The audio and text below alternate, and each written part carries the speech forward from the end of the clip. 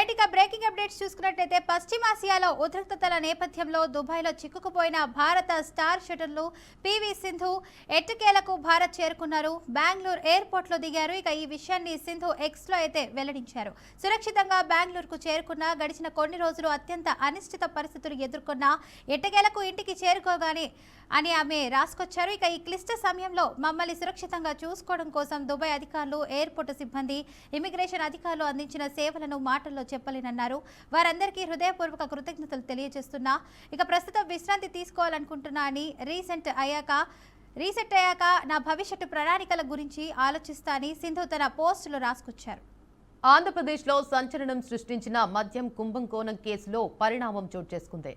ఇక ఈ కేసులో A52గా ఉన్న ప్రణయ్ ప్రకాష్ను నేపాల్లోని సోనౌలి చెక్ పోస్టు వద్ద అధికారులు అదుపులోకి తీసుకున్నారు. ప్రణయ్ ప్రకాష్పై ఇప్పటికే లుకౌట్ నోటీసులు జారీ చేసిన సిట్ అధికారులు అతడిపై నిరంతరం నిఘా పెట్టారు. ఇక ఈ క్రమంలో సోనౌలి చెక్ పోస్టు వద్ద అతడు పట్టుబడటంతో పోలీసులు అరెస్ట్ చేశారు.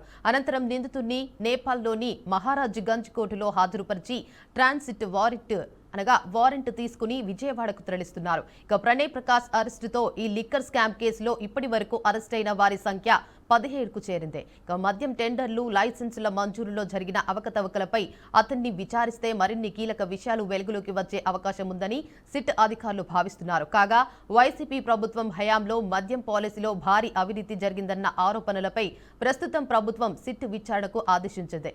ఇక ఈ కేసులో ఇప్పటికే పలువురు రాజకీయ ప్రముఖులు, మద్యం వ్యాపారులపై కేసులు నమోదు చేసిన విషయం తెలిసిందే.